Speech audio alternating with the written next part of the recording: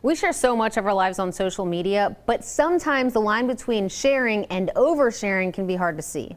In tonight's special report, Digital Life, 13 News reporter Natalie Wattis helps break down what the cyber experts are saying in order for us to be safe and secure while using social media. Natalie. If you're active on social media, then you know what it's like to be bombarded daily with suggestions for new apps to download, new websites to explore, and requests to be a friend to somebody you probably don't know at all. All that helps explain why cybersecurity experts warn the more frequently you click yes, the more frequently your personal information is put at risk.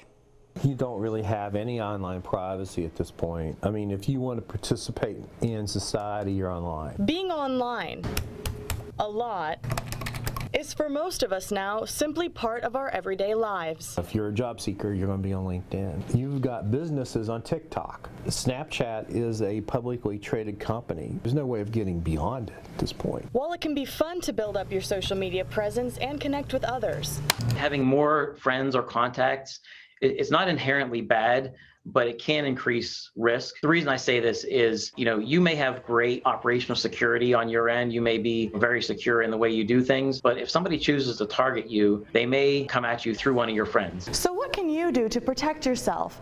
Experts say many of the things simply involve common sense. Do you really want to be friends with someone you have no connections with? Others require you to think outside the box.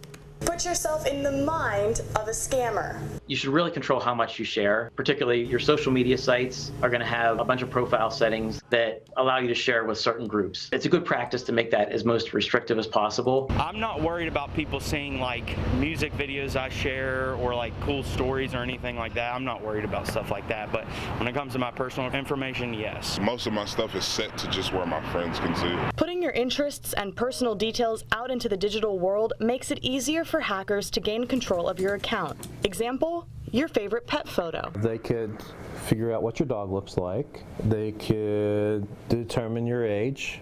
Based upon what your dog's name is or where you work, they could try to guess passwords. How many people have their dog name as a password? Can't get a new dog all the time. In addition to hacking, being outspoken on social media can also create problems, especially for school-age children with social media accounts. They are allowed to say, comments such as, maybe I'm not happy with Huntington High School, or I dislike Cabell Midland, or whatever. That's at the heart of a U.S. Supreme Court case heard April 28th after a young girl was expelled from school for a Snapchat rant, including using the F-bomb several times in an off-campus post when she failed to make the school's cheerleading squad. Cunningham says students still have free speech, but there are limits to what is acceptable. Not many, but a few times we've had situations where students have put stuff on social media that has been a bigger situation that has come to my attention. Social media posts, says one local recruitment agency, have also cost people their jobs, with increasing frequency. Although Adecco does not use social media to make a pre-hiring decision, we have had some of our associates relieved from assignments due to something that they posted on social media, whether it be a comment or pictures that they posted. In short, be careful who you friend. Don't friend everybody on social media.